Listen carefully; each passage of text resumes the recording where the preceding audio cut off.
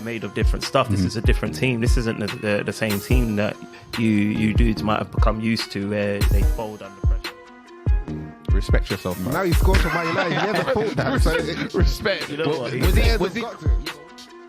Who bodied him? Was it Solanke? Yeah, I think someone in the group chat I was in said he looked like he smoked half an ounce. So.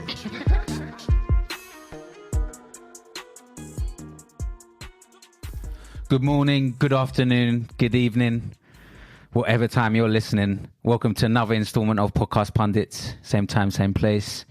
I'm Dre, man, avid Man United fan. I'm sure you all know that by now anyway. I'll be your host for today. Before I get into the pod, it's just the usual stuff. You can find us on Spotify, Apple, SoundCloud, Instagram, TikTok. Have I missed any out, Striver? No, I think that's everything. Yeah, that's everything social media wise, I believe. Brilliant. So give us a follow, comment, whatever you guys like, because obviously you guys are why we do it, and we're continuing this throughout the season until the end. Did you say Twitter? Sorry to cut. Did you say Twitter? Oh, I didn't say Twitter, you know. Yeah, it's a good one. Yeah, Twitter as well. Yeah, so we'll have all the games, all the crack on, all the lowdown. So to my left, let's start with who's to my left. Yeah, that's me, Arsenal fan. Go by the name of Striver or Strives. Just sitting pretty at the top of the league. I've been here since August. It's getting kind of tiring, man. I need a challenge up there, man. You enjoying? You enjoying? Yeah, man. I'm loving it, man. Why not? Moving on, Marley Ma. You say it, man. You cool? I'm good. How was your weekend? Yeah, weekend was good. Celebrated my one of my good friends signing out the game. But yeah, good night. But yeah, otherwise good one. Good. Moving to his right, we've got a debutant today, Bods. Yeah, Bod's here. Liverpool fan. I'm happy to be here. When Striver gave me the call up, I think I arrived, 6:30 p.m? Yeah, I wasn't wasting time. I needed my seat. I needed to make sure the lighting was on point. But happy to be here. Like, really and truly, I should have been here last week. I said to Marley Mars that, holler at me when Liverpool win, but I'm here when they've lost, so yeah. I respect that. We move, so yeah. Happy to be here. Just to let all the listeners know that Joey tapped out for today for various excuses. Coward. Coward. After all that talk. God damn. And then to Bods' left, or my right, I should say, Della Strada here, the man of many club faces. Just happy to be here, like all my Liverpool correspondents seem to say. So yeah, happy to be here. Man. Recovered? Fully, yeah. I was fine from Sunday. You are a man of very, very. You got a lot of clubs now, innit? Add Charlton to the list. Oh yeah, Charlton. Let's not forget Charlton. Charlton's been added to the list now. Yeah, I just like football. Fair dues. I don't discriminate what teams are about. If I gravitate towards them, I gravitate towards them. Like on my Uncle Pep at City. Fair dues. Yeah, then way there. Is there any restrictions? Like when Man United get that Saudi money and start moving? No. So there are exceptions. Yeah, United and Liverpool, I just can't go there. Fair dues. There's a big fan base. No, I can't go Chelsea. There's a big fan base already. Man City didn't have a big fan base. Oh, you like the underdogs? Yeah, the ones that rise to the top, like Arsenal right now. Come on. Right, so it only feels right to start with the Gunners. They're 5 points clear again at the top of the table after a hard-fought 2-2 draw midweek with Sporting Lisbon. Striver, what's your take on Europa to then segue into the Fulham game? Because obviously that was it was quite end to end actually, the Sporting game, if I'm honest. Yeah, you know what, the Sporting game was the atmosphere at the Sporting ground kind of reminds me of what I envision Anfield to be like. Like you could just hear it through the TV. Like it was raucous. I think that was a word used last week. It was yeah, man. And then whenever Arsenal scored, I didn't even know that we scored. Like you couldn't hear a thing. When they scored, you could just literally hear the stadium roaring. And I think it put a certain man off their game. Like I'm going to say Zinchenko. I feel like he's a guy that really benefits from the crowd, and just like from having energy, and I feel like it might have affected the way he played. I think he had a bit of a weird game in that game, but for the most part, I would say we were. I don't want to be disrespectful to Sporting, but I just felt like we were kind of just managing the game, cruising the game. They were good. I feel like if they had a bit more quality up top, they might have been able to punish us a bit more. But I think we weathered the storm. Saka, I felt like some people thought he looked like he was tired, but I actually thought like he was just managing himself. And even for even in a performance like that where he was managing himself, I feel like his stats flattered him as well. It was a good game, man. I think to draw the game 2-2, we'll see them at the Emirates this Thursday. I'd expect us to comfortably walk that one. No, I got an invitation to that. Oh, have you? Yeah, but I can't go. Yeah, I think I might be there still, man. I might take Micaiah. But I was going to say, it's an interesting point that you say, because I find it frustrating myself when I've gone to a few European clubs and seen the way their fans are. And I don't know, I'm not sure why. I mean, there's certain clubs like, obviously, Anfield, the Emirates is getting better. Old Trafford is sometimes silent. I just feel them kind of teams over here, they don't emulate what European clubs can emulate through their fans, if that makes sense. And I feel that gives them that 12th man in the big games. 100. Yeah, man. Yeah, definitely. Yeah, man. I mean, they're nice. They're a good club, man. They're a good club. Their fans seem good. It's just a shame that they're gonna go out on Thursday. It's where Ronaldo was made. Oh yeah, Yeah. A lot of players were made there. Yeah. A lot of imports. Yeah. Is that where Bruno's from as well? Yeah, Bruno was there too. Cressman. Anderson? Ruben Diaz. Anderson, I believe so, yeah. Or was it Porter? I think it was Porter. No, but yeah, Porter. Yes, Anderson. Porto, big one, yeah. that Rabona that you posted, was that from this weekend just gone? Yeah. Yeah, man, boy. From who? Nuno Santos, Yeah, Sporting. yeah. Nunes? Not the Wolves guy. Oh, okay. Another brother, Nuno Santos. Yeah, man, it's going to be a tricky game for you lot still. Yeah, it will be. I don't think it's going to be mad easy, but I expect Arsenal to, if we put our team out, I expect us to get. Oh, I just need a game where Saka doesn't play, man. Why? I'm seeing this a lot. He needs a break. You think so? Bro, Remember every single game. Remember these guys are young though as well. Remember Jack Wayne Wilshere Rooney? was young. Yeah, but he was very injury prone though as well, wasn't he? Right. What, Della? What's wrong with playing every single game?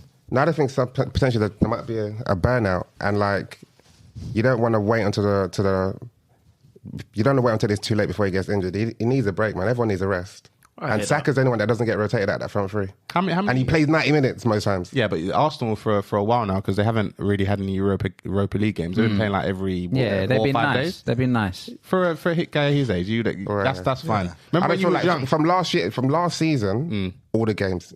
Went away with England, all the games. Still here, all the games. He doesn't get any break. Yeah, But he's only as a 21 though. Right. Yeah, as a footballer, don't you want to play every game? I'm not saying, of course you do. I'm saying sometimes you need to manage your load. Sometimes, yeah. Rio Ferdinand said that if he never played every 3 days, it actually felt weird for him. Like it was almost like he was out of touch. Like he got used to playing every 3 days. So I think at pro level, maybe their bodies get used to playing quite consistently. So if we're getting like 4 or 5 days rest between our games, I think he's all right, man. I don't remember last season he tied out towards the back end of it. Yeah, and that's why he needs to manage him now. Yeah. You need to find a game to give him a break. I wish that was my only concern, playing every 3 days. But Fair dues. But Stripes, if we move on to, obviously you guys went to Craven Cottage against Fulham, and man, you guys turned up. Like, I can't lie, the football was flowing. You guys were creating chances. I remember you had a VAR decision that was ruled out, and then you guys continued like it was nothing, and just went on to just score like 2 beautiful goals after that. Yeah, man. I think when it comes to the VAR, when you realise that someone's just your opposition, whether it's correct or not, you're just like, oh, we're not going to get that. So that's you're no longer kind of hit for 6 with that one anymore. So I think we just took that with our stride, and you could just see that. But it was offside though, right? Yeah, that was the correct decision. That was the correct decision. Rarely, like they get it right. I think VAR or referees in general had a bit of a madness this weekend again. You know what I mean? I wonder what people are going to say about that, because when it's my turn to complain, people like to complain. But yeah. But yeah, man, I think as Joey Nomadic would like to say or attest to, was this a test? Was this a test? It was meant to be. Well, we smoked them, man. I was disappointed. I thought they were going to drop points. I can't lie. I thought it'd be a tougher game, but I was going to say from your first goal, because it was Robinson almost, it came off him, didn't it? And it went in. So there was do you think that played on his mind? Because when I saw the second goal, obviously it was a good header by Martinelli, but I felt like he what was he doing? I wasn't sure. Because he just kind of... He just ducked. Yeah, he just ducked. That was weird. I hear you. I mean, I think it's a relief to have an own goal ruled out. I personally think, if anything, I don't think it might play in your mind, but for the right reasons. I think, okay, I've been given a right chance. This is my let-off. Yeah. They couldn't really do anything because Fulham, that wasn't a bad day in the office for Fulham. Like, if you look at the stats, I'm not going to bother trying getting them up, but I'm getting them up now, but they probably had 1 or 2 shots less than us. The possession, I think there was only 10% in our favour. We always have more possession, but it wasn't that much more possession. And then Fulham actually came to play football, but they just couldn't stand up to the quality that Arteta has built in this Arsenal team. It was crazy. Did you see Trossard? Unbelievable. I knew Trossard was good, but damn. Yeah, he really stand up. He stepped up, being at Arsenal. Yeah, man. He looks like he's taking his game to another level. Crazy. And it was like a hat-trick of assists. And do you remember even the chance he put on the plate for Xhaka? Not Saka, Xhaka, that I thought he could have done better with. Like, Trossard was he was just unbelievable. Martinelli's just come to his own as well. He's, to me, I don't even think he's even hit his peak yet. I feel like he's just warming, you know what I'm saying? Like, and he's not that far behind Rashford, obviously the golden boy over at Manchester United. So it's just good to see that our guys are just still trying to come into their own. You know, we're doing our work quietly. People are still doubting us and whatnot, and we're just rolling teams over. Like Odegaard was again exceptional.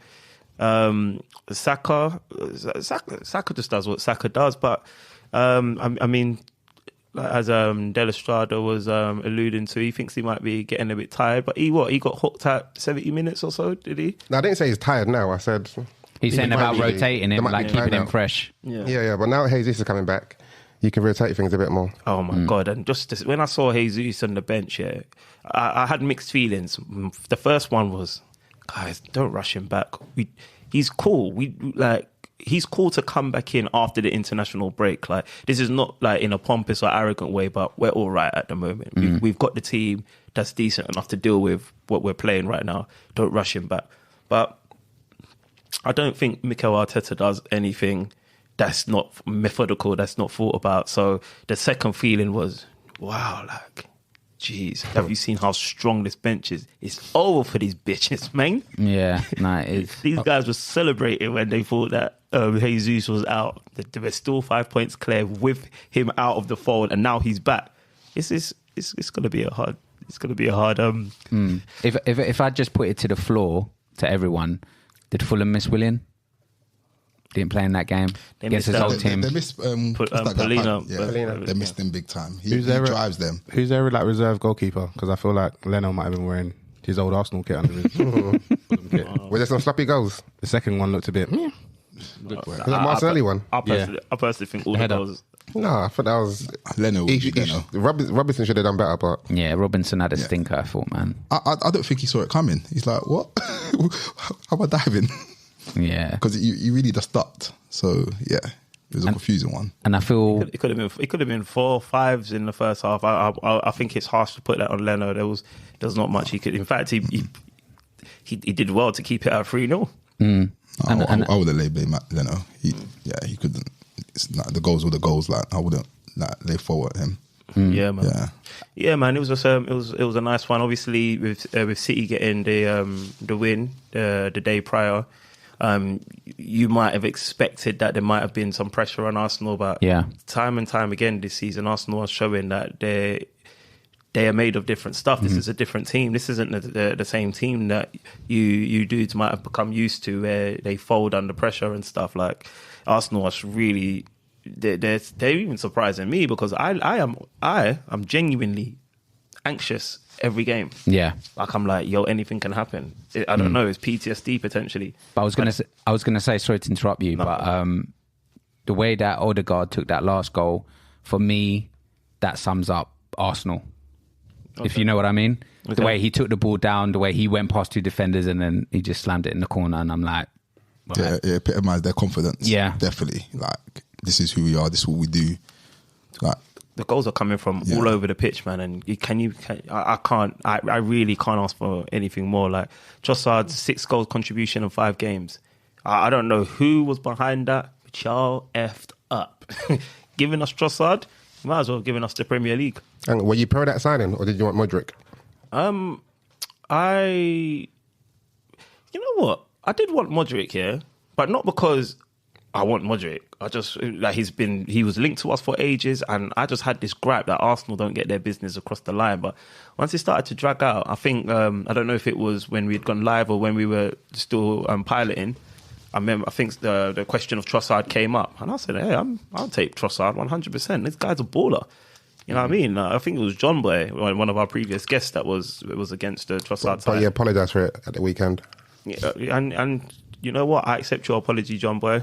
And sometimes we get them wrong, man. Don't worry about it. Just staying on Trossard, like he's slotted into the Arsenal team like seamlessly, like he's been there for years. You know what? He's dope on the ball, dope dribbler. He's got tactical good awareness, patient. So now that Jesus is back, and obviously Eddie Henry is out injured, when he comes back. He's not Eddie Nketiah Henry anymore. Yeah.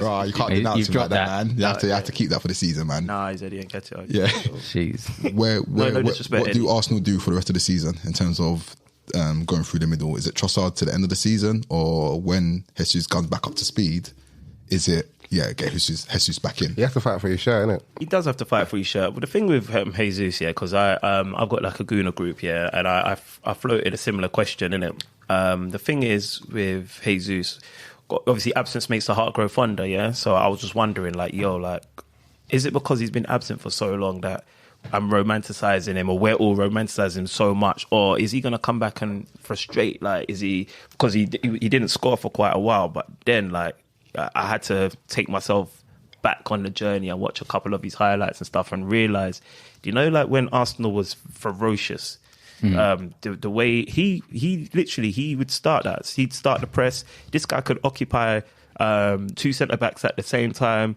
The way he can shift from one side of a pitch to the other, he gives you literally no opportunity to even set yourself as a defender. And that used to literally start off all of our attacks. And I personally believe, if he hadn't got injured, we wouldn't be 5 points clear.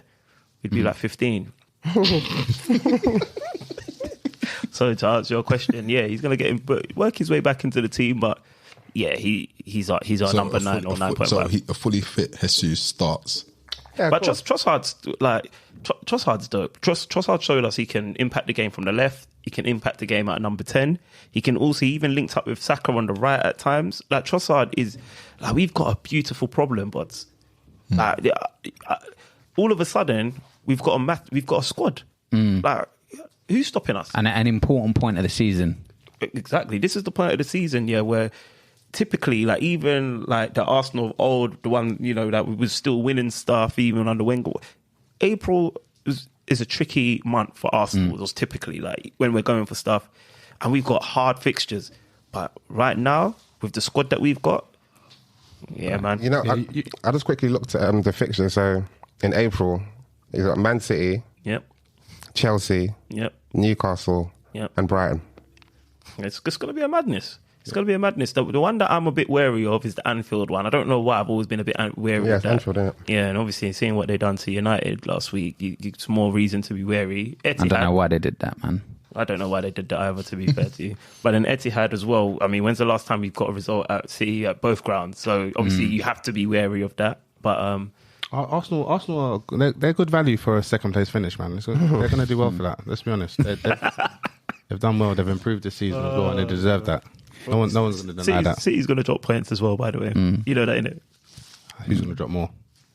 What are you saying, Dan? 11 games to go. Arsenal's to lose. 11 games to go.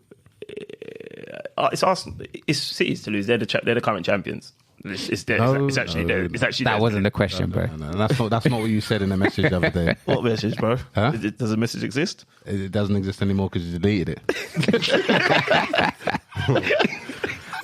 You know what? Just give me one more win, 2 more wins, and I might make a bold declaration on the podcast. That's fair. That's fair.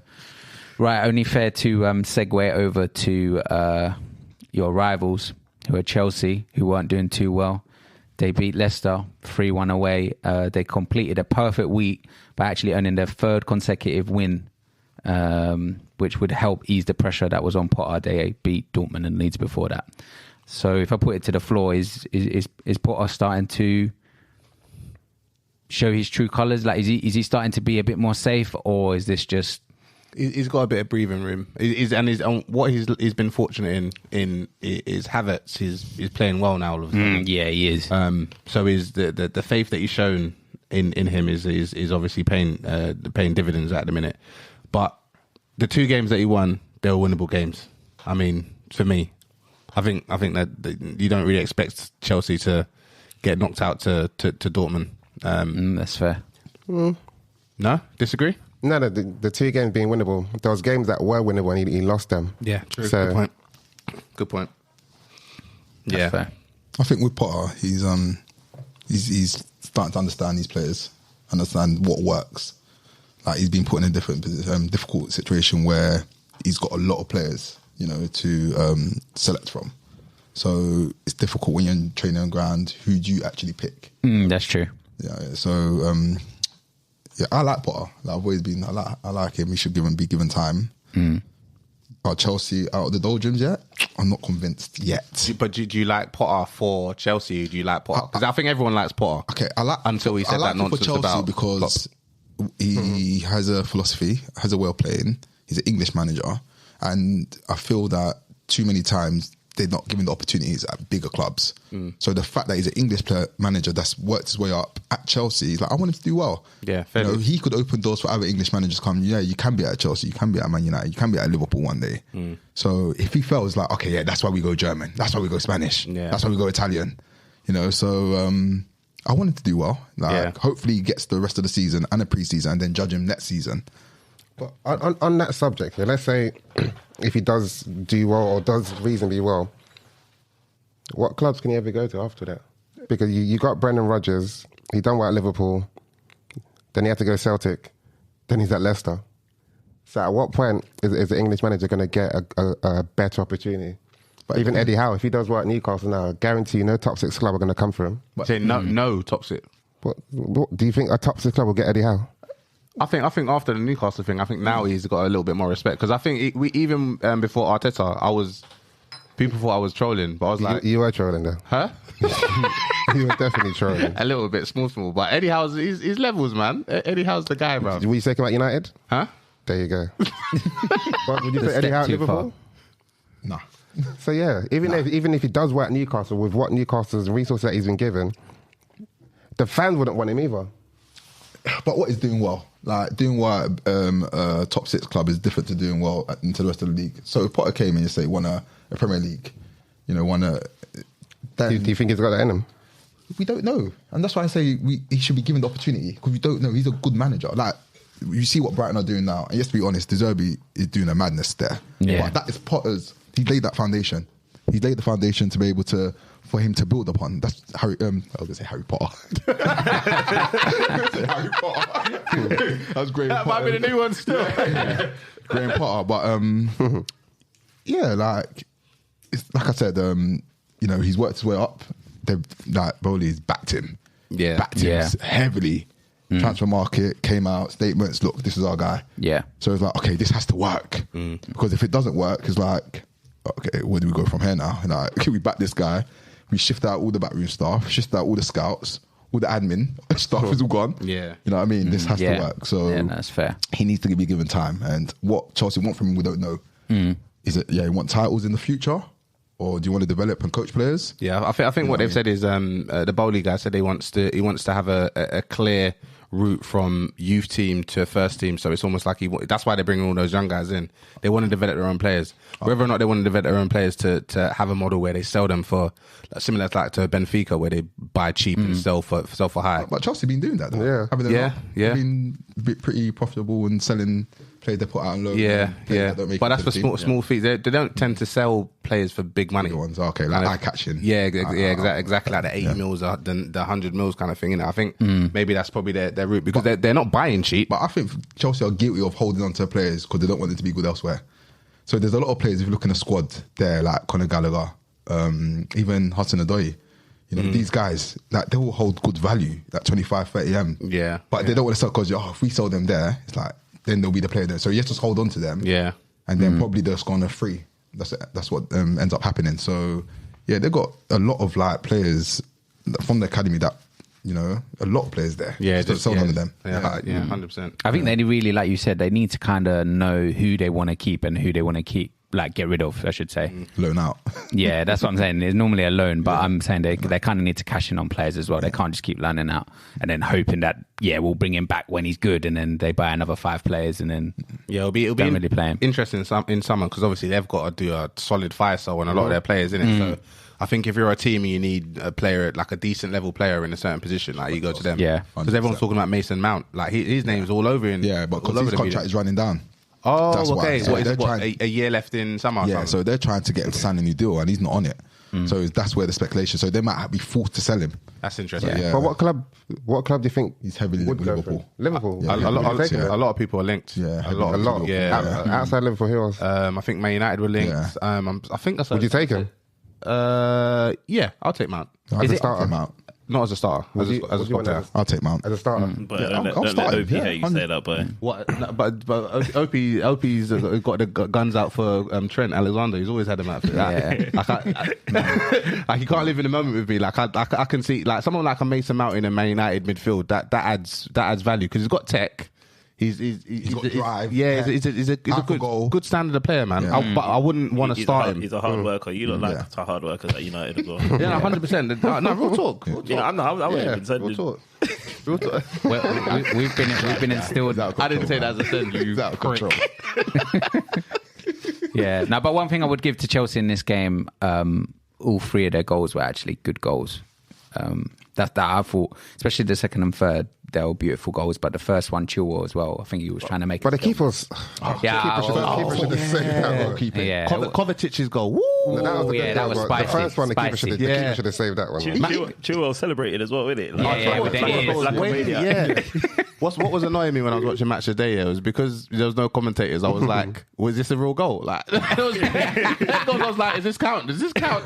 And the next thing I know, they're kicking off again. I was like, "Okay." So yeah, the Chilwell goal, wavy, and then the Kovacic goal as well. Another. Yeah, that's what I liked. Techers for And I days, think man. if Chelsea can do that more often, then boy, maybe he's got a good thing going. What was Match of the Day say? I didn't catch it. How It was was just 20 minutes. But innit? yeah, Match of the Day was 20 minutes, and then Match of the Day 2 was 15 minutes. Yeah. But What was it? mad. Just back-to-back highlights? just back-to-back highlights, no commentator. Was there any either. VAR or did they even show VAR Yeah, goals? they showed showed VAR. VAR, but there was like no commentators, Yeah. and then there was no pundits afterwards. I was watching, I was thinking, nah, man, hey, no, Gary Lineker, brother, we need you back, bro. Yeah. But you know that on They issued an apology quick. yeah, they did today. It was mad. But you know, I actually read that their viewing figures were actually up 500,000. Was it Mad. Yeah. up? No, I heard probably to a see few the- figures on on the that. It was is it Saturday? Which one did they do on Sky? What did they do? Premier League highlights or some shit. No. When they do the thing in the daytime, when they do with all like Mercer. Oh, Football Focus was cancelled, didn't it? Saturday. Yeah, I think they said that was pretty high on Saturday. Yeah, because you know why? Because Football Focus was actually cancelled on BBC as well, wasn't it? Oh, yes, Because yes. Alex Scott said that she weren't going to do it either. Yeah. Yeah. So I'm final score. Listen, Yeah, exactly. when something happens to Ian Ratford being black, them guys should all stand. This is what I'm saying. Do solidarity then, innit? Yeah, man. Listen. Well, first, all Ian Wright's got to take the stand. Yeah. And then, let's see how everyone reacts. Yeah, but it's it's true. like what that guy said, James O'Brien, in that link that you sent. I think it's not just about race. I genuinely think it's just Gary Lineker's just in a position of influence and power. Yeah, that 7 million followers. 7 million followers. He's worth about 29 mil. He's a household name, And he's liked. He's He's a likable guy. Yeah, he's Yeah, liked. exactly. Brand deals with Walkers. He's on BT Sport. He could actually afford, like, you guys can try and cancel me. I'll still be okay. I think he got apparently he got a huge deal after they given to him from not even from the BBC. Just if he's saying if he gets cancelled, that, you know, he's got other things, but he doesn't need it, man. He's on major platforms, like not just BBC. He works for like big like Arab networks. I don't want to mention them. So his pockets are healthy. They're well lined. Likeable guy. I can't imagine them riding out for Ian Wright the same way. I think Arsenal fans would, and I think the black community will and as well. I think women will as well. You know how he's really advocating for women's football at the moment. Okay, don't get me wrong. Like, this is no slight on Ian Wright. That's my guy. He's the reason I support Arsenal, to be honest. But yeah, man, I think like if he was in a similar scenario, I'm not going to lie to you, man, he would end up on Piers Morgan in 2 months explaining his actions. What's his name from TalkSport? Trevor. The one that, Trevor Sinclair. Yeah, that guy's garden. He's been cancelled, yeah? He's fighting for his life. He's been blacklisted as well, man. Yeah, it gets like that, man. Yeah. Crazy. But yeah, I think we'll wrap it up for Chelsea. Their next game is actually against Everton coming up next. So should be light work, Dan, or who knows? I don't. You know what? I'm one of those people that I don't think any game is light work, especially against the teams towards the bottom of the table. I think you have to be concerned with them. Hence my comments towards you last week. Yeah, no, it's true. Yeah, every game's hard now, so the relegation run as well is looking a bit mad. Even Crystal Palace could look like they can find their way in a relegation battle. And this is a perfect segue to move on to my next game, actually, which is the Bournemouth-Liverpool one.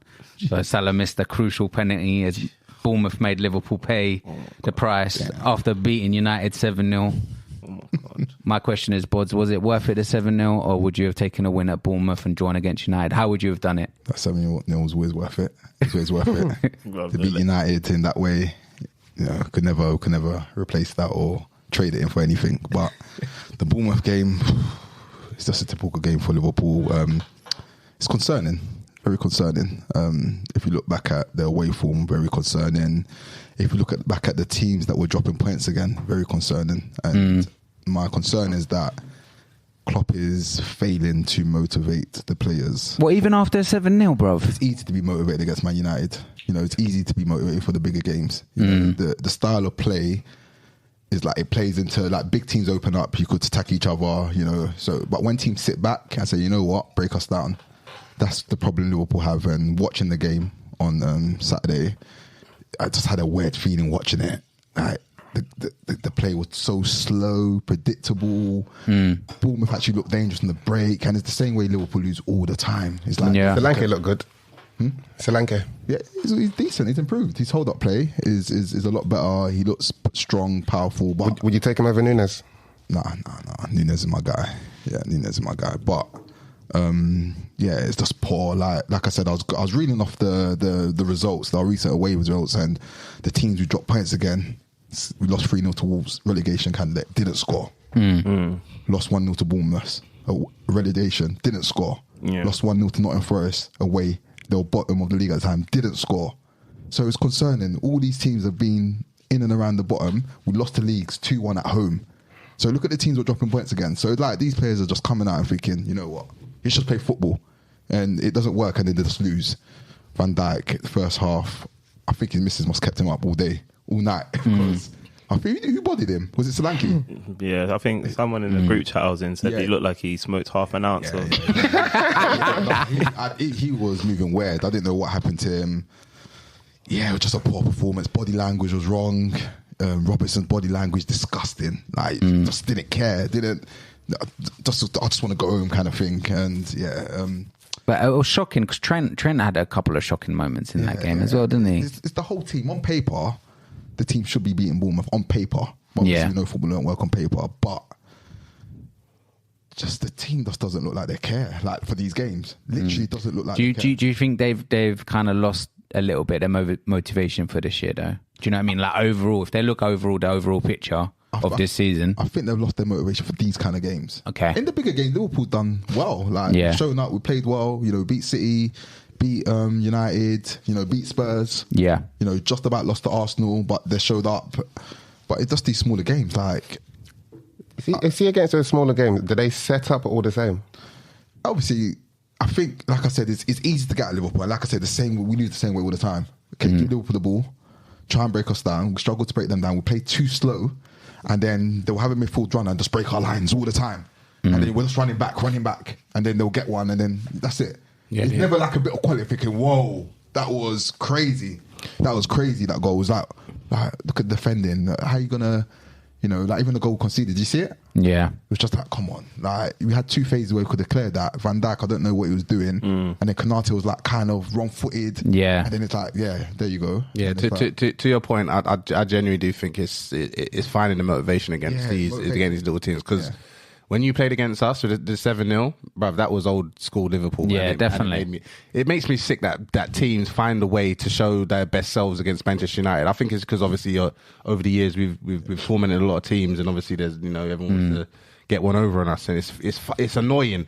Like, understand where we're at in it, and just play us like you're playing the rest of the teams. But we're not them guys anymore. Give us a chance, please. Yeah. What do we think about the handball? Right handball, Adam Smith. I thought that was harsh, man. No, it was a penalty. Definite penny. That Like you have to jump with your hand. Nah, he was jumping. He was reckless jumping. Like, What's reckless jumping then? Man, come on. I thought it was a yellow. A penalty as But well. how do you jump for a header? Nah, For me, it's just like when you jump and you just flap your hands and It wasn't. What they say is it wasn't natural. Yeah. But how's he meant to jump? No, it wasn't natural. I think in Bods' defence that if you see him jump, I don't think it was a jump intent of like winning the ball. It was almost like a jump where he's trying to almost just put that player off. Yeah, That's in my opinion. Nothing wrong with that. Doesn't mean it should be a handball. Yeah, but when you're jumping and you're not actually making an attempt to go for the ball, and then it hits off your arm and your arm's just up there, then you know that they're always going to give a handball, right? Like I thought that was nowadays. harsh, and it was too close as well. But Nah, I felt it was definitely a pen. But don't they say as well, if the ball's kind of like almost going to be like heading towards goal, then how can you not give that? If that makes sense. Yeah, it was a penny. Yeah, but because I don't see them given like to other teams. Like I can understand the argument, but I probably would say it's a penalty. You notice how I said other teams, but everyone knows. Arsenal. Everyone knows what I was talking about. Have you had a situation like that this season? I can't remember. Against Newcastle. And what happened again? Was it handball? We've had several, like against Bournemouth. Actually, Bournemouth. I think they handled the ball like a million It was times. similar. It's something. Yeah, but we didn't get anything. Southampton, we didn't get a penalty. Newcastle didn't get a penalty. Bournemouth, Brentford's goal probably shouldn't have So do you think that was Arsenal? Honestly. Do you think that was Arsenal? That penalty would not be given. No. No, we don't have been given. I don't But think the thing is, we did get. I think when we beat you, I remember you complaining about it in one of the group chats that Saka's goal probably should have got offside. ruled out, but VAR wasn't working. So we've had that's the one time that VAR has helped us. Other than that, but, yeah. Whiners. So, can I ask Boz a question? So you see with Van Dijk, how many good seasons has he had at Liverpool? Van Dijk's probably had 3 good seasons. 3. Yeah.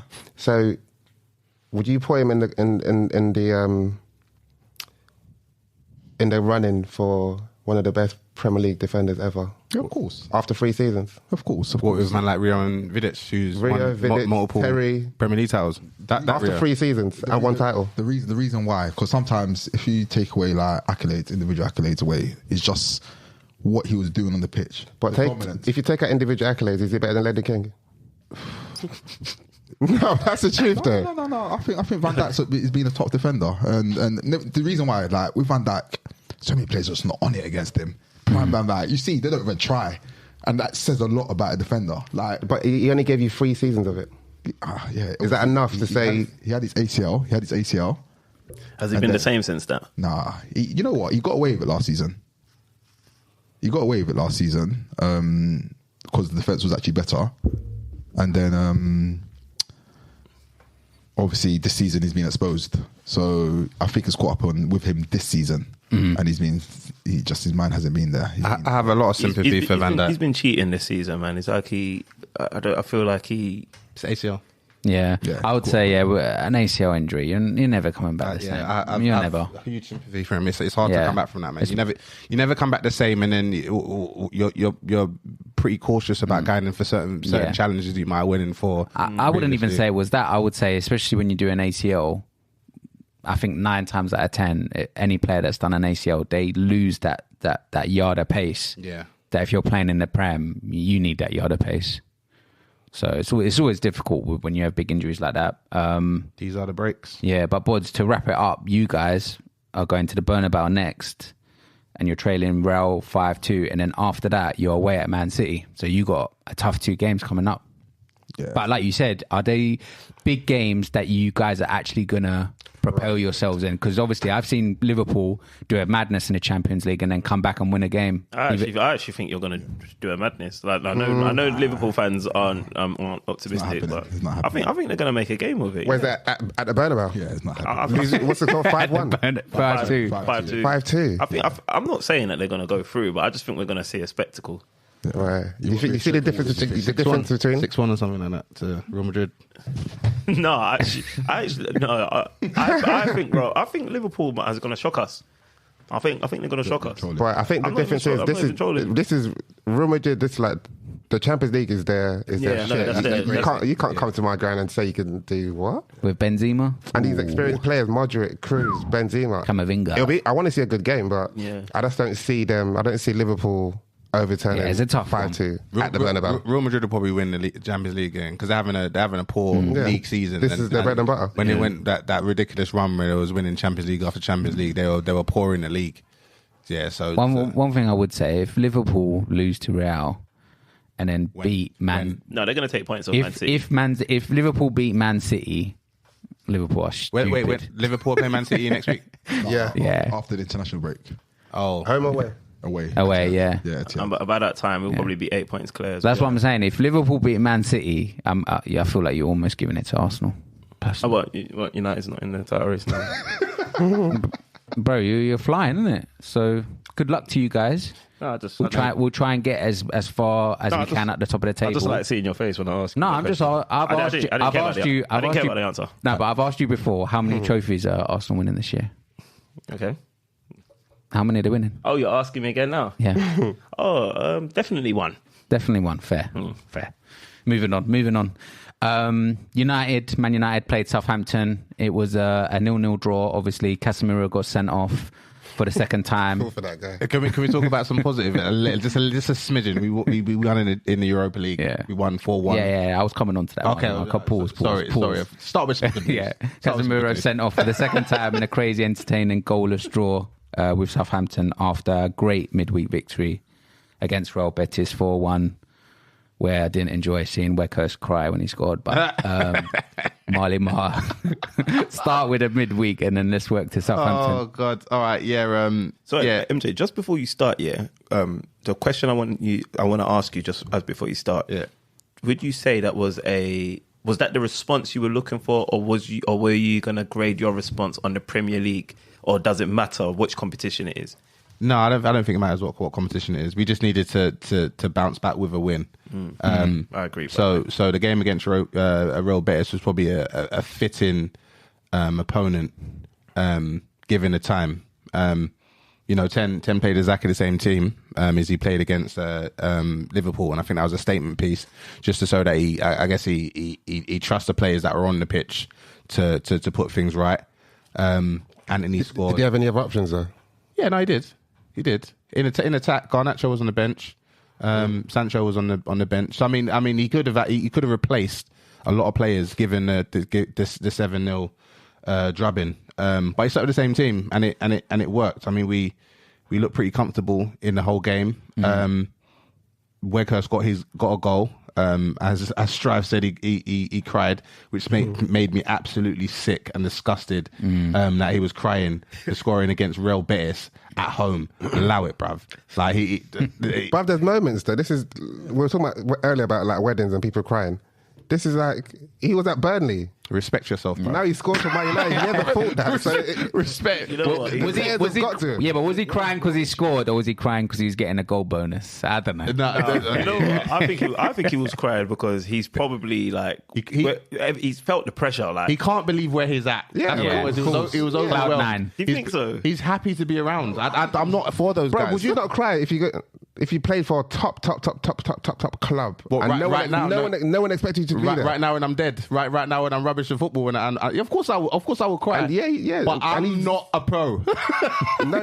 If you was a pro, Bro, it's unacceptable, bruv. It's unacceptable. I think- You've been a pro for how long now? You played at the World Cup. You scored at the World Cup. Yeah, You've come to Manchester United as he scored at the World Cup. Still, that's not. That's why I think it was the pressure. I think it was the pressure because he's been getting so many chances, and then obviously he's probably finally, and I think the murmurs as well from the fan club is just like, this Weghorst guy, like, and I think to finally get that goal was just like, yes. I hear what you're saying, but at the same time, I do not want to see a striker for Manchester United who's played a substantial amount of games crying when he scores. Yeah, no, like that's poor, bruv. Like if it was his debut, it's his first game for United, his first game in the Europa League, and he scored and cried. All right, I get it. Or he came back from injury, he lost a parent, God forbid. I would understand, but you're crying because you've been dead. Like, allow it, bruv. But you don't know what's going on at home. Maybe he's having tough times at home, man. That was he really is. Maybe. I did have to ask. I had to ask, is he crying? Because he was crying. Man. He was crying. Even my missus was laughing at him. Bro, have you listened to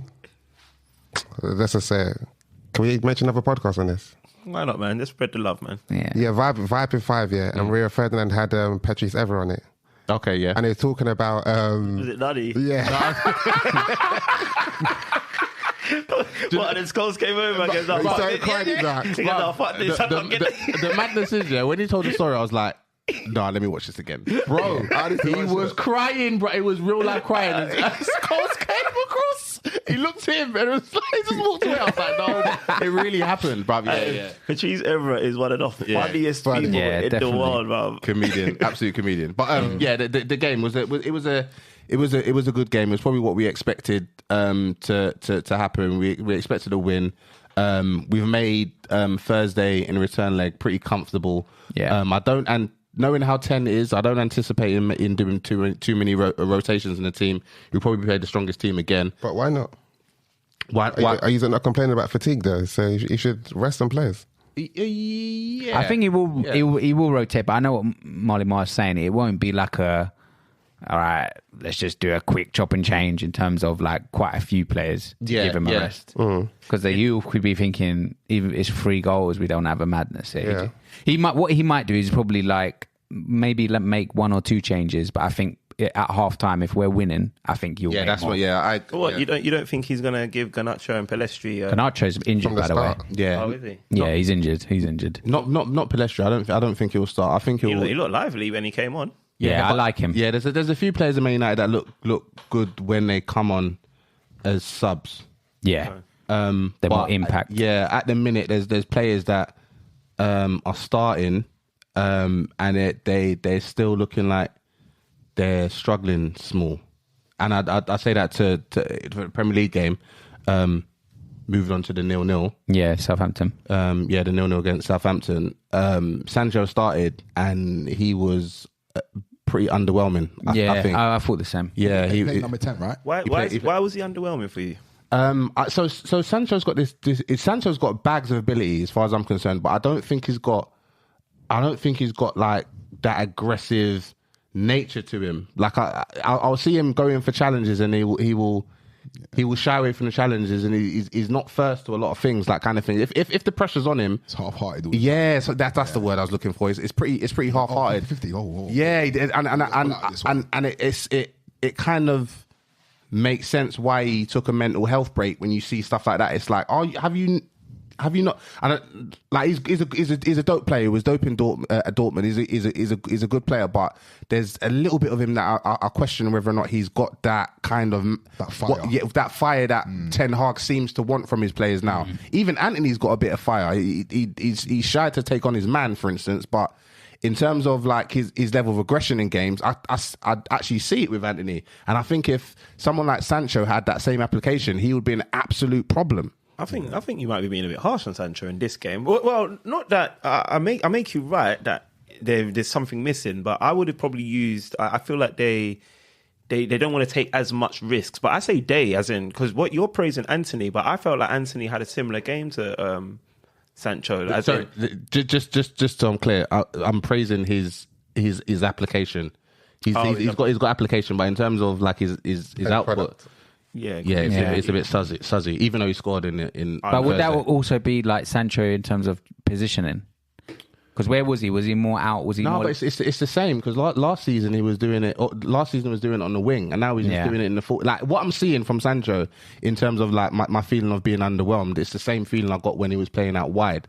So I don't know what it is. Obviously he's come back from an extensive break. He hasn't started that many games, so maybe it will improve. But at the minute, like I'm still seeing the things that I used to look at and think, we can do more. So he'd almost just be a sub at best at the moment. Is that right? For me, he's one of the players I would say are better coming off the bench. Yeah. That's Where did Bruno play? Sancho played number 10. Bruno played in the middle. I think he was playing deeper in that game. Yeah. So he's picking up the ball. I think he's similar to how he played in the Europa League. He wasn't on the left or right. He was more central. He played really well there. Like I'll give Bruno credit there as much as I was giving him some slack last week. Like he played really well there. But it's funny. Like it's like Ten Hag has deployed him in quite a couple of positions this season already. But he looked decent playing deep line. You can see you could see him doing a bit more. Maybe you guys can probably deploy what's his name, Sabitzer a bit. Yeah, he's injured at the minute, I believe. I think that's why he hasn't been playing. Okay.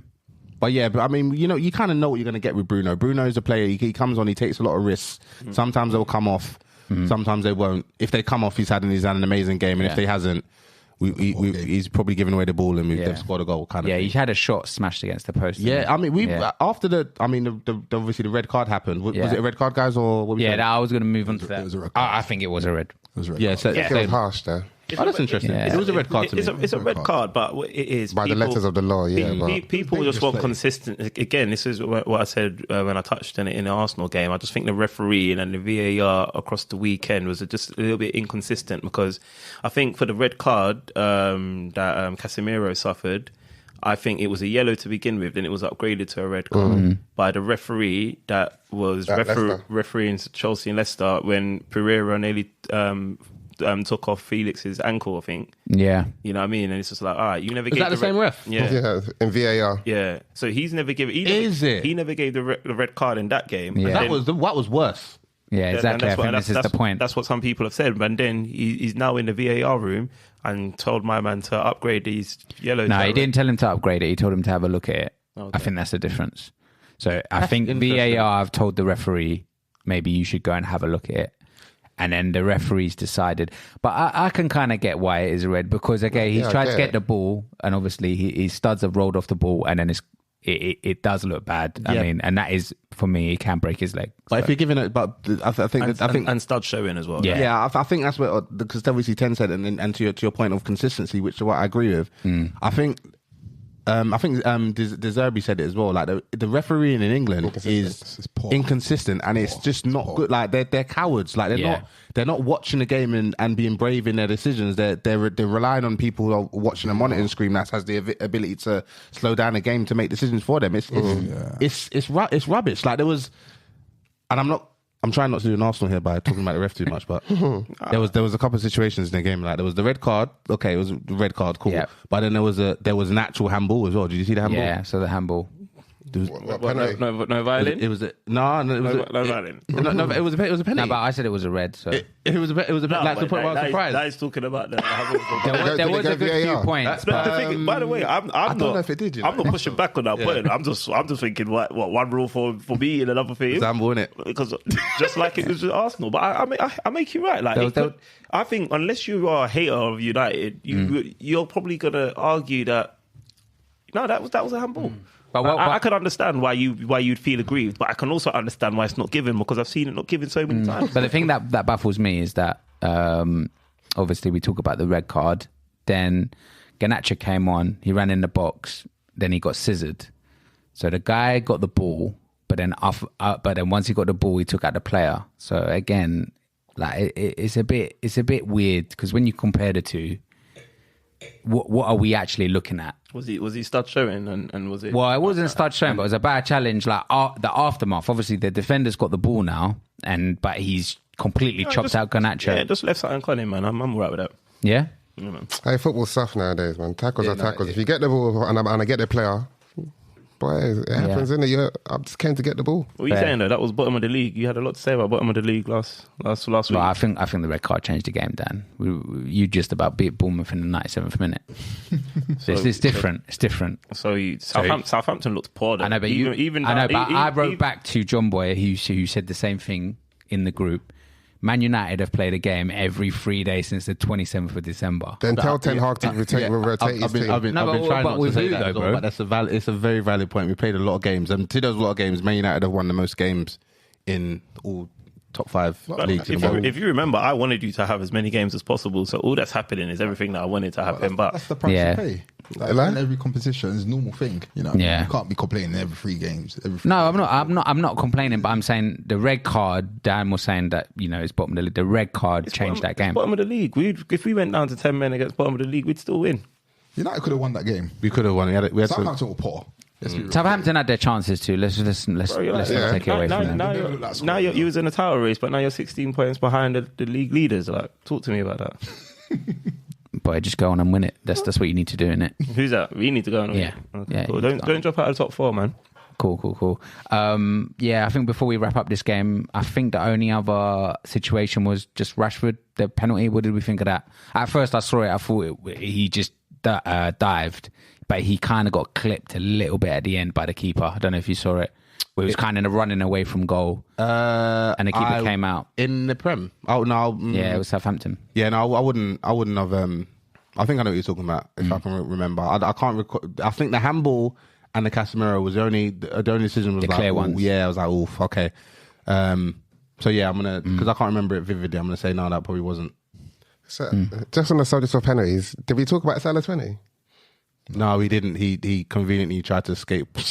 Oh my days! The Rose the ball's still in transit, bro. Bruv, that penalty was wild, bro. You know what? Yeah, I was on my way to a branch, and I just stopped off to actually just grab a bottle of wine. Yeah, just to get me started. You know what I mean? Was this on Saturday? Yes, I swear to you. That's why you was. Yes. Okay. Yes. So exactly. So when I met you, I was already half fried. So, bro, like, I'm about to pay for my bottle of wine, and like, boss man is just like, oh, I'm like, what's he? I look behind, and he's got a TV there. It was sick. I saw the penalty, and I said, oh my God. Bro. That was mad. That was mad. Yeah, penalty was absolutely. With Mo Salah that played like he played against. If I was a United fan, now I know why United fans are fucking pissed. He can do what he did against United to do that, and then be bummy Salah again. Yeah. The hell? It'd be like that sometimes. Marley, one thing before I wrap up this game. This is the last thing now. AWB needs to improve his passing because I was fuming with that guy. Yeah, I mean, maybe we kind of know that, but then that's what I said. So a lot of people have asked me like, what the Manchester United need next season as a matter of importance, and I've said a striker. Obviously, we all know that. We need another midfielder. I kind of know that, but then important is we need another right back because I don't think I think Delo and AWB of their level is both of them are squad players to me. Like so, one of them has to go. You need to get a proper first team player in because I don't think either of them are of the right level. But let's be fair. They've improved, though. Yeah, when Dalot came in at the beginning of the season, I think we both agreed that he was doing a very good job. He's improved. Yeah, he's improved. But I still think there's right backs out there that do a better job than him because the low his final ball's not all that. Yeah. His defensive work this season is drastically improved, and I think that's where everyone was giving him ratings. But in the final third, someone like Man United, that's going to have we're looking to have a lot of the ball in games. Like we need someone that can, like a Trent, for instance. So Dre and Marlon, yeah, sorry, Marley, Dre, man. Casemiro's missing for 4 games now, yeah? Obviously, we know what the stats look like with him in the team, with him out of the team. Are you concerned, or do you think you've got enough about you to weather that storm? What's your next fixtures? Have you got? It's we've got. All I know is the FA Cup is definitely next. It's Fulham, innit? And then obviously midweek it's But then after that, I need to just check. So what is the word? Does he miss Betis? No, he won't miss that one. He'll miss the four after that. Yeah. So he misses the Fulham and then the 3 Prem games, I'm guessing. Yes. I think So FA Cup. So the FA Cup counts as one missed game. Yeah, FA Cup counts, I think. Does it? Yeah, I think it does. Yeah. Yeah, I think it does. I think cup games count, domestic cup So games. it'd be Fulham, Newcastle, Brentford, and Everton. So I mean, he's an important player because he's Newcastle and so Brentford good. is not a game you want to miss him for. Even Everton, you know what? Like remember, like I said, I think every game now is for anyone that wants to achieve something in so Manchester United, they want to make sure they still secure top 4. Yeah, I think it's like a cup final game because I think the stats read something like 40+% wins without Casemiro. 76% win percentage with Casemiro. You can see twice as much. Like he's like a very important player. yeah, he is. Yeah, so I just think like not only dropping 2 points against Southampton was that like a little bit of a howler, but losing Casemiro, like it might. Like, thank God you got your trophy already. That's basically what I'm saying. I'm not sure what it's going to look like for you in this next 4 games. And this isn't me trolling. This is... No, I fully agree. No, it is. It is you trolling. It is you trolling. They can hear you smiling, bro. Bro, I'm smiling because you said what you said, bro. This guy's attitude stinks. Man. It's filthy, bro. It's filthy. Take it out with the trash, bro. Seriously. Direct, I'm disgusted. But to your point, yeah, it's a miss because he's one of our better players. So it's always going to be a miss. And now we've got to rely on McFred. Yeah. Fred. Let's move on from that quickly. Moving on to Palace versus Man City. Man City got a late penalty that Haaland put away to make sure that they kept pace with Arsenal, who I think are showing them that they can keep their place at the top of the league. Other than that, in the game, how did we think that City approached this game? Because I'll be honest with you, Palace, they didn't even have a shot on target, and I think it was like the 77th minute I was seeing this stat. It was just woeful from Palace. Yeah, Palace got about their ideas, man. They're looking like they could be in trouble. They're very much so in trouble. Yeah. It seems like they're Regressed. Yeah, like they've gone stale. They're doing like the Black Sunday League team. They show up 5 minutes before kickoff. That's rude. That's rude. And they all come in different modes of transport. Modes of transport. Some might be smoking weed before the game. Type shit. Like they look like they're just chilling at this point. Like they need to sort themselves out, bruv. They really need to sort themselves out because they're gonna get themselves into trouble. No, they're already in trouble.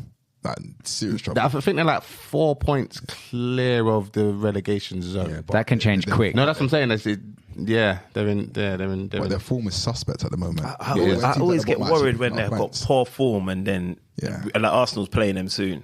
Like, I think next, actually. Yeah, I think it might be next. Yeah, and I always get baffled. Like, I always get worried. Like, Palace because are one of those teams that they'll turn up. they'll just turn up. Just turn up and win 2-0. And you're thinking, huh? Yeah, Zaha's still out though. Maybe that's Is he right. still out? No, he played. No, he played in that game. Yeah, he played in that game. All right. Yeah, he played in that game. Interesting. The only thing I would say, I was just disappointed with Olise, the way he gave away that penalty. Soft. Yeah, I don't know what he was doing. I don't know what he was doing. How many goals has Haaland got now? Is that 28 or 27? I think 27. No, I think it's 28. 28. Yeah. So what? How do you think? Is this a good sign that Man City can have a somewhat underwhelming performance but still be churning out victories, or should they be worried? Because once I think Yes and no. yeah. Like Drayman said, Palace didn't do anything for 75 minutes. Yeah, Man City haven't even scored a goal yet in that time, so it's concerning that it needed to get a penalty to win that game. Yeah.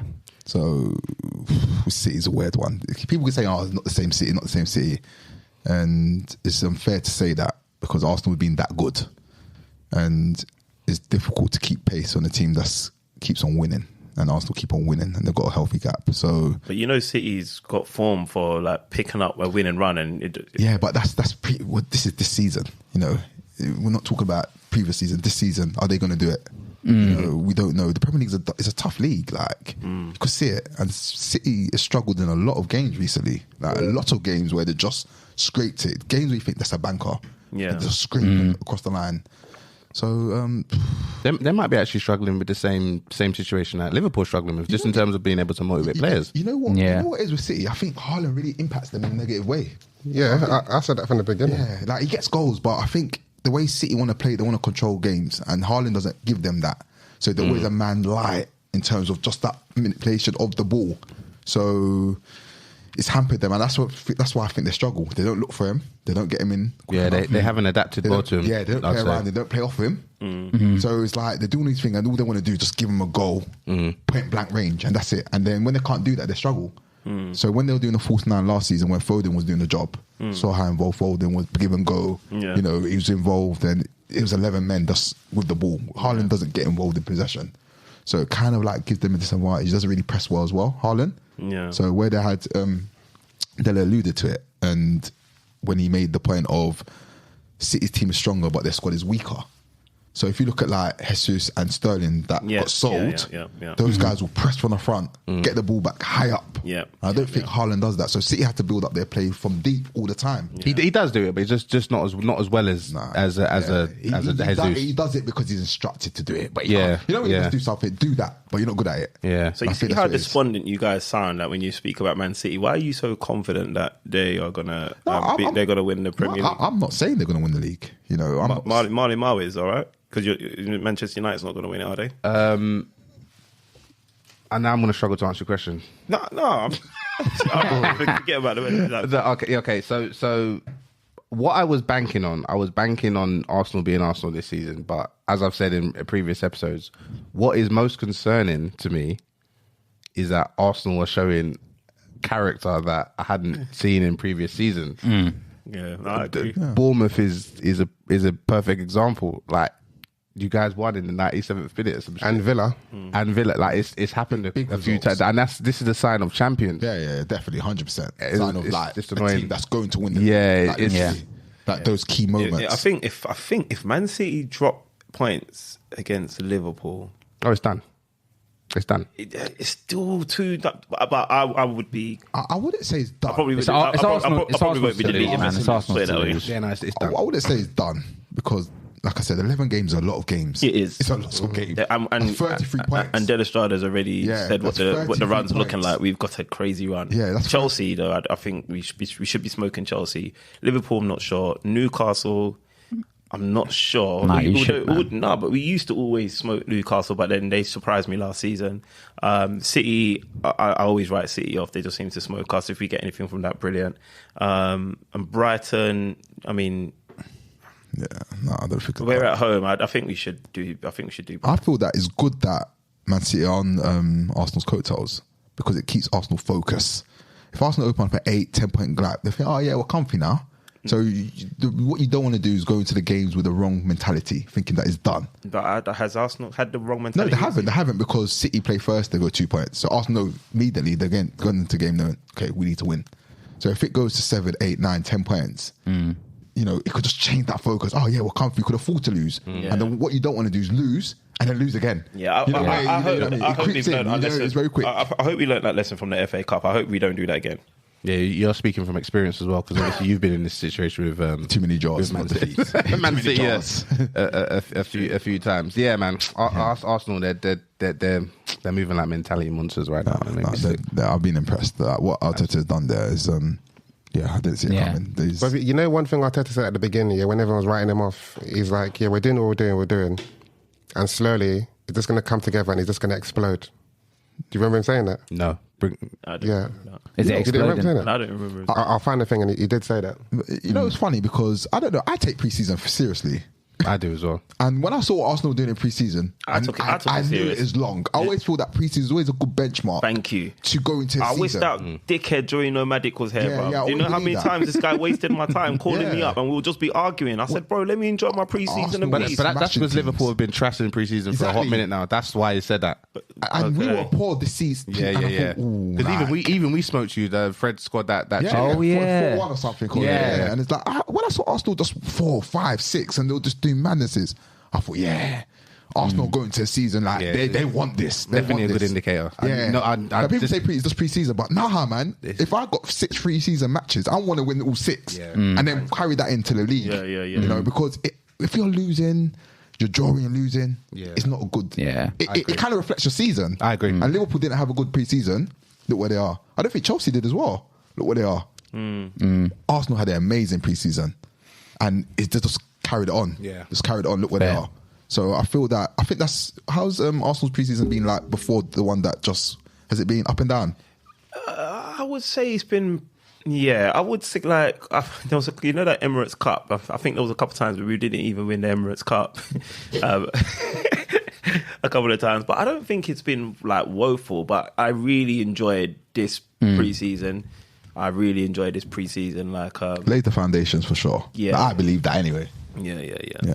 All right, cool. Yeah, so Man City, obviously, they're going to play Leipzig in the Champions League next. And then after that, it's going to be a good one. They've got Burnley in the FA Cup, so Vincent Kompany. I heard Burnley's got a transfer ban or something like that. Do they? Burnley? Yeah, I heard something like that. Spending what money? I don't know, like or some transfer embargo or something's happening. I haven't read that. Oh, was it? I saw the headline. Is that confirmed though? I don't know if that's confirmed. It looked like it came from a credible source. I think I saw it flash up on my phone. What's that based on? I don't know. It's weird. I don't know, man. And then obviously Palace next go to Brighton, so that's going to be a tough game for them. Brighton at home. Yeah, Brighton. And at there's home. a derby. I think. That's a proper derby. Yeah, I still don't get why that's a derby. They're close. They call it the motorway Don't derby. say that. Don't say they're close because you not said this last time. And Jonathan confirmed they're not close. No, they're close, but just not 30 minutes that we not- said last yeah, time. yeah. They're not close, Kev. It's close. Yeah, I think it's a motorway derby kind of thing. Yeah. But Motorway that's a derby. real derby. Like they don't mess about with that game. Yeah. They don't mess about with that game. Yeah, right. Moving on to our last game, just to quickly wrap it up after this. It was Spurs who played Nottingham Forest. Kane got a double to make Spurs move 6 points clear of Liverpool, who are in fourth. I think this was the second game now that Conte has been in charge of. Obviously, he was back for the Milan loss during the week, where he didn't even come out quickly to do his interview, which in my mind, I'm thinking Conte is probably thinking at the end of the season he might be gone. But he's even come out and said if he's not going to do a Tottenham job if it's going to kill him. That's what he's actually come out and said. He said something weird, like ready to die for the club, but he doesn't want to continue putting his life at risk or something. Yeah, something crazy like that. So I don't know whether he's thinking his gallbladder or whatever he did was due to Spurs. He's a wild boy. The amount of comments that he gets away with saying, without getting sacked immediately, stresses me out. Like He must be trying to get sacked. I feel like he is. I feel like him and Jose Mourinho have got that same kind of model where they go have a relatively okay first season, but then after that it's like, all right, we need our payout now. Yeah, what's that compensation saying? Like, Literally. Yeah. He's moving like a coward, man. He needs to try and fix things at Spurs, man. Fix things at Spurs. Don't just try to run away. But Spurs ain't looking like they're trying to renew his contract, and I don't think so. He doesn't look like he wants to be there. So his contract's up in the summer, right? yeah. He's out. He's out. What are we saying? If Kane's gone as well, it's long. They should have sell him and do a rebuild, man. Well, I think apparently they've opened up talks with Kane. No, Sign a new contract. for a new deal. Yeah. If Kane stays there, he's an absolute bum. But it is what it is. But you know what? Tottenham played well for what it's worth. They got the points. I mean, obviously Nottingham Forest, but they did actually play well. Spurs. They were good value for money. Good goals. Yeah. What did you make of Richarlison? I heard he got a goal disallowed again after taking off his top. Yeah, he did. Did the yellow card stand? Ooh, that's a valid point. No, I think they take it away, don't they? Didn't he get 2 yellow cards? What was that game? Didn't he take off his top twice for 2 disallowed goals? In the same game. Yeah. Oh wow. I don't know if he got sent. No, but it's 2 separate games though. Oh okay. Oh, two separate games. Yeah. 2 separate games against the same team though. So yeah, he's obviously he scored twice against Nottingham Forest. Both got disallowed, and he took his top off both times.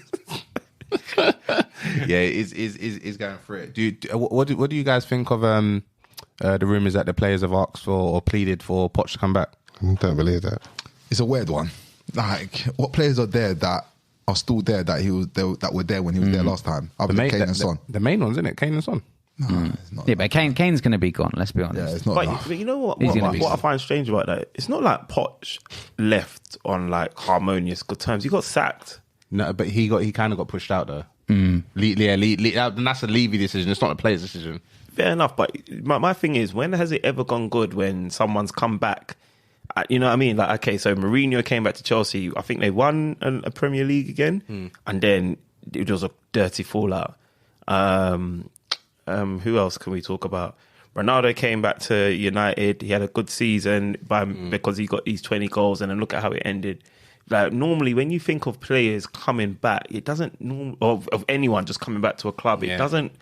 It doesn't really bode well. Do you know what I mean? So I'm just like, you've moved on from Poch. But have they though? Remember that year that he was there. They got in Champions League final. Yeah. And then in the summer he wasn't backed. He didn't sign anyone. And then he had a bit of a howler of a season. So why is it going to be different this time? Because they're spending peas. They're spending peas because of the pressure from the managers that they've got afterwards. Right? With Poch, they might just be like, oh yeah, Poch is a bit more easygoing and he can work with these players. Yeah, I don't think Poch is that guy anymore. Just because he's gone to PSG now, where they had peas. I think he's got a little bit more clout than potentially he did when he was at Spurs. I think Poch can go into Spurs now and say, this is what I demand, as opposed to, I'm just going to crack on and get on with it. Do you think it's a good? Do you think it's a good fit? Do you think he should go back to Spurs? Or do you think Spurs should want him back? I think that's a good signing for them. If they can get him back. I don't think he knows the first place. Yeah, same. Yeah, I don't think so. I think they should just move on, man. To who though? They've been struggling. Just find someone out there. You don't need to go back. Right, look at how Brighton lost Potter and they found got Deserby. There's managers out there. Just do your research. Come on, man. Look at how Arsenal found Arteta. I don't get that one. He's perhaps like As in just take a punt on someone. That silence was so fitting. I'm going to keep it in. Silence was so fitting, bro. I'm just saying, all I'm saying is, come on, man. You don't have to go back to your ex. You know what I'm saying? Like, you just look for someone else. I do hear you, but yeah, with what they've got, they've still got probably the same core as they did when he left. I think he can go in there and do a job. Because I look at brothers like Son. Son was there was a time when people were calling Son world class. Yeah, that was mad. But he's looked meaty under Conte, and we know he's not meaty because his dad's crazy. Yeah. Your documentary. Did you see it? Yeah. No, I watched it. Listen, the only thing that was missing from that documentary was his dad holding a whip, bro. Oh my god. What documentary is this? Sensational or something. I'll say this. His dad's a proper critic. He's proper on it, like a drill sergeant type shit. Yeah, he's on it. So what? You're the Liverpool correspondent today, yeah, and you're chasing top four. Do you think top four's out of reach, or are you still going for top four? We don't deserve it. You don't deserve it. No, we don't deserve it. So what? Because you don't deserve it, does that? Are you going to say that you don't think you're going to get top four because you don't deserve it, or do you believe you can get? Well, because my question to you would be, if you don't mind me asking, Dre, man, is go for it. Is Tottenham good for top four, or do you still think that the likes of Brighton, the likes of Liverpool could pip them to it? Or even Newcastle. Sorry, I'm just even disrespecting Newcastle. For the fourth place, there's a lot of no one really is owning that fourth place. You know, teams dropping points. Let's be real, we shouldn't even be nowhere near top four, but we are. We'll be in and around there, but I just don't know if the players want it. It's like we had the opportunity to go fourth on Saturday. Isn't that not a motivation enough to say, yeah? And you know, you fluff the lines. You know. But like you said, you turn up for the bigger games. Yeah, you've got a couple big games. But the bigger games are not going to determine whether we get top four. That's the thing. We still need to turn up for the middle. We need to turn up for everybody. Yeah. You know, and we haven't been doing that. And it's just that. Honestly, let's be real. The team in fourth, it's been a poor season for the team in fourth because there's been so many. Spurs haven't been great, but they're fourth. But they haven't even been great. Yeah. All this talk about the manager going, not signing a contract. You know, if a team's doing well, those talks don't happen. Yeah. You know, so you know what I mean. So, can Liverpool go on a run? Yes, they can. This is Liverpool. They've done it. Will they? I doubt it. I don't think the mentality is right. I think there's more internal issues inside. Like, all right, you got your last £100, yeah, and that £100, you have to punt it on something. And it's either Tottenham or Liverpool. I'm just going to put those two. Like, I know there's other teams that are running. Yeah, that £100, either you lose it and you obviously you've got nothing, or you put it on one of the teams and you become a millionaire. Just whatever. Who are you putting that £100 on to finish top four? So 90 quid on Liverpool, 10 quid on Tottenham. No. You have to put the whole I'll thing. put on Liverpool only because Liverpool have the know-how of, having more of a consistent run. We finish above Spurs, win trophies. They got more of a winning mentality in the squad. Yeah. In terms of when it's squeaky bum time, they could probably handle that a lot better than Spurs. And we still got to play Spurs as well at Anfield, so there's a lot riding on that as well. Pause, by the way. Right, yeah, cool. Pause on what? Squeaky bum. This guy's clutching. Well, this guy's attitude stinks. Make me sick. Right, that's all the games. Obviously, we wouldn't be podcast pundits if we didn't do the back pages. So obviously, that's players, clubs, or managers that want to give a positive shout out to. Again, not restricted to the Premier League, can be any league, whatever. So I'll start with you, De La Strada. Yeah, for me, I will give it to. It's just recently come in, breaking news, that Arteta and Bukayo Saka both won awards today for Manager of the Year and Player of the Year, respectively, in London. Makes sense. So my vote goes to Wait, what? those two more. You heard me, what? Manager of the what? Of the year. London Football Awards. The London Football Awards. Oh, so It just- doesn't take place in Manchester. Oh, so between like Arsenal, Charlton. Yo, if we're claiming Carabao Cups, No way. He's gonna get manager of the season. What is as this? well, Is so this like it's not PFA or is this like what kind of awards are boy, these? I just went on Sky Sports News and I saw it and I thought, let me shine some light on it. Cool, So you got a yellow banner, so it means it deserves to be mentioned. cool, Like, I didn't say I had a yellow banner, but cool. I just said I saw So Sky you Sports. giving it to them too, or are you giving it to Arsenal? No, them too. Them too. Fair. Smooth. Bods, you got anyone on your watch list in terms of a back page? You want to give a shout out to? Yeah, when I've been listening to your episodes, I've been thinking to myself, okay, if I ever get the opportunity to be invited onto this podcast, my back pages has to be Napoli. Oh yeah, they've been doing What bits. they are doing is mad. Yeah. What did they do this week? They want to get 18 points cleared. Yeah. What's his name? How do you say his name? Oh, the one that plays on the left. The Georgian. Yeah. The Georgian. You You see his begins goal? with a K. Yeah, See his I goal? think when he banged it top bins. Yeah. He had people, like 3 defenders dancing, bruv. Dancing, bruv. Napoli have they 18 points cleared at the top. Yeah, they're running away with it. That's 18 points cleared. Like they're if you're speaking of a title that's guaranteed out of any of the leagues, Napoli's one guaranteed. So They've done well. Has to be Napoli just for just breaking the mold of Juventus, Inter, AC Milan, and just come in and say, you know what, this is ours, and we're not. This is ours. So I can't believe how bad Juventus are doing this season. Yeah, Paul Pogba, that bum, man. They're in transition. You know what? They're like 30 points off the pace. I remember they got deducted points as well. Yeah, About 15 points. Oh, okay. Yeah, so they would have been second if they got those points back. that's right. Yeah, but yeah, definitely Napoli for me. Cool. Napoli. Marley Mar. I'm gonna go with Kovacic just because I'm a fan of his goal. He's got some sweet volleys throughout his time. Really, really good player.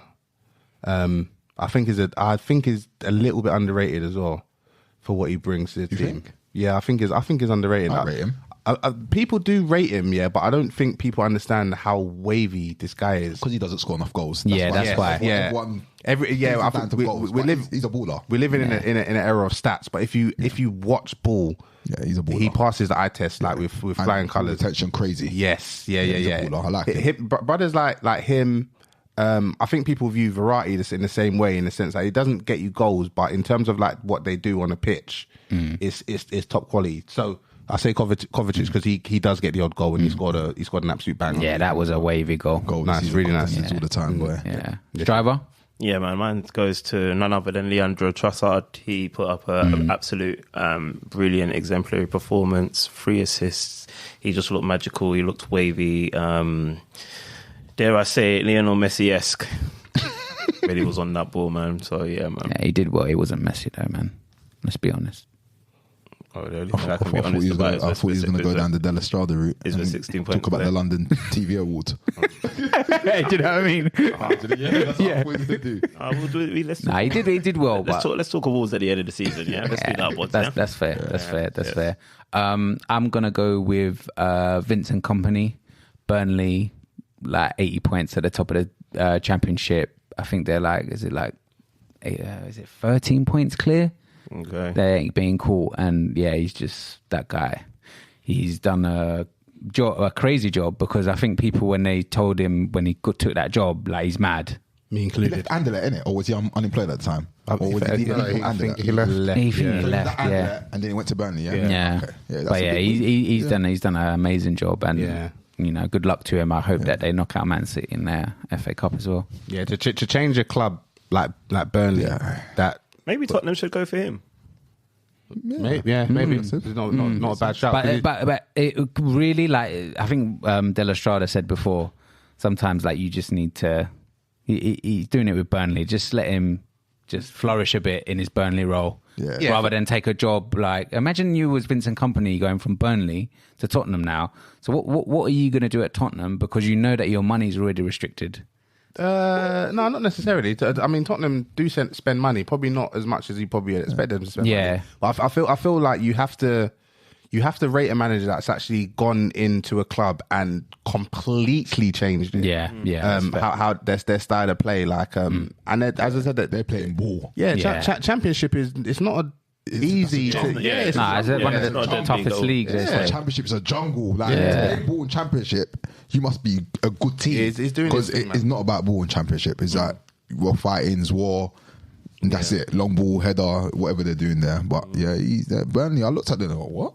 Yeah, they're doing their Even thing. against United. Yeah. You know, Doing even their that thing. game was like they were playing good ball, like good attacking ball. Like, rah, to change a team like that, that's what 10 years of just long ball. long ball. Yeah. Coming what, half a season, what, a quarter of a season? Yeah. Change them that much? Yeah, man. Yeah, he's done well. He's yeah. done well.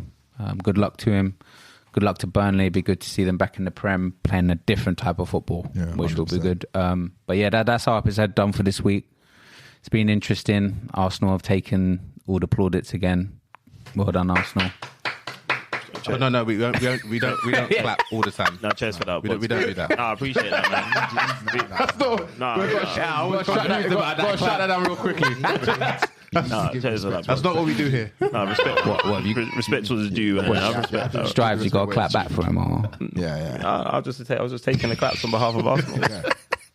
I clapped for Liverpool when they pumped you 7-0. yeah, no, it's true. It's true. Well, anyway, I ain't ever gonna forget that.